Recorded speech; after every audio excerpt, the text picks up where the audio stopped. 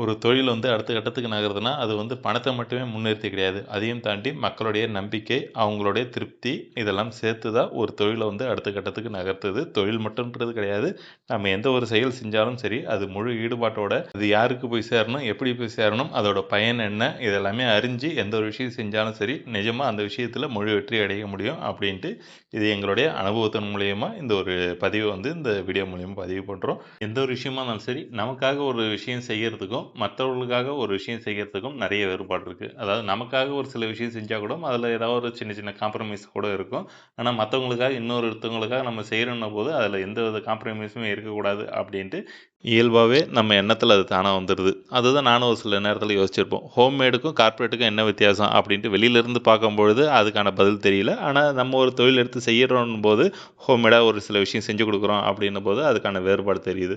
ஆமாங்க. ஹோம்மேடுனா யாருக்கு எங்க இருந்தாலும் சரி, முகம் தெரியலைனாலும் சரி, அது நம்ம வீட்டு உறவுகளா, நம்ம அண்ணனா, நம்ம தம்பியாவோ, இல்ல நம்ம குழந்தையாவோ, நம்ம அப்பாவோ, நம்ம அம்மாவோ பார்த்து தான் ஒரு ஒரு சில விஷயத்தையும் நம்ம செஞ்சு குடுத்துட்ருக்கோம். இதே கார்ப்பரேட்டுனா, அவங்க வந்து வியாபாரம் மட்டும்தான். அத வந்து என்ன கலக்குறாங்க, ஏது கலக்குறாங்க, அதில எந்த அளவுக்கு கெமிக்கல் இதெல்லாம் வந்து எதையுமே அவங்கலாம் கணக்கில எடுத்துக்க மாட்டாங்க. அவங்களுக்கு தேவை ஒன்லி வந்து காசு மட்டும் தானே தவிர, மத்த அந்த கேரிங் அந்த இதெல்லாம் கிடையாது.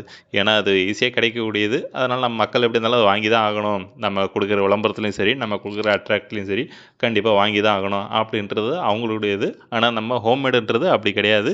நிஜமா வந்து கேரிங்கு அதில 100% இருக்கு. 100% அதில கேரிங் இருக்கு. அந்த கேரிங் இருக்கிறதுனால தான் அந்த பொருள் வந்து முழுமையடைஞ்சு அதோட தரமும் சரி, அதோட சுவையும் சரி, திருப்தியா இருக்குது. அது வந்து உறவுகளாகிய நீங்க வாங்கி பயன்படுத்தும் போதும், அதிலிருந்து குடுக்குற ஃபீட்பேக்கும் சரி, நீங்க வாங்கி பயன்படுத்திட்டு அந்த பொருள இன்னொருத்தருக்கு பரிந்துரை குடுக்கும்பொழுது தான், எங்களுடைய வேலை வந்து அதில முழுமையடையுது. எங்கள அடுத்த விஷயத்துக்கு, அடுத்த கட்டத்துக்கு கொண்டு போகறதுக்கும் ஒரு தன்னம்பிக்கை ஏற்படுத்துது. இப்ப பார்த்து நம்ம எசமா நட்ஸ் எடுத்துக்கிட்டா, இதில வந்து மால்ட் வகைகள் இதெல்லாமே இது பேக்கிங் பண்ணி ரீசெல்லிங்கா குடுத்துட்ருக்கோம். இதில என்னன்னா, ஏபிசி மால்ட்டு, அடுத்ததா வந்து கேரட் மால்ட்டு, இதுக்கு அடுத்ததா முளைக்கட்டிய ராகி சாக்கோ மால்ட்டு, அதாவது கேழ்வரகு இது எல்லாமே முளைக்கட்டி, அதில வந்து சாக்கோ கலந்து குடுத்துருக்குது. இது எல்லாமே குழந்தைகளுக்கு நல்ல ஒரு ஹெல்த்தியான ட்ரிங்கா கண்டிப்பா இருக்கும். மேலும் தகவலுக்கு கீழ உள்ள வாட்ஸ்அப் நம்பர்ல தொடர்பு கொள்ளுங்க. நம்ம எஸ்எம்ஆர் நட்ஸ் பேஜ ஃபாலோ பண்ணிக்கோங்க. நம்ம எஸ்எம்ஆர் நட்ஸ்ல எல்லா வகையான dry fruits item, nuts item எல்லாமே இருக்கு. கண்டிப்பா நம்ம பேஜ ஃபாலோ பண்ண மறந்துடாதீங்க.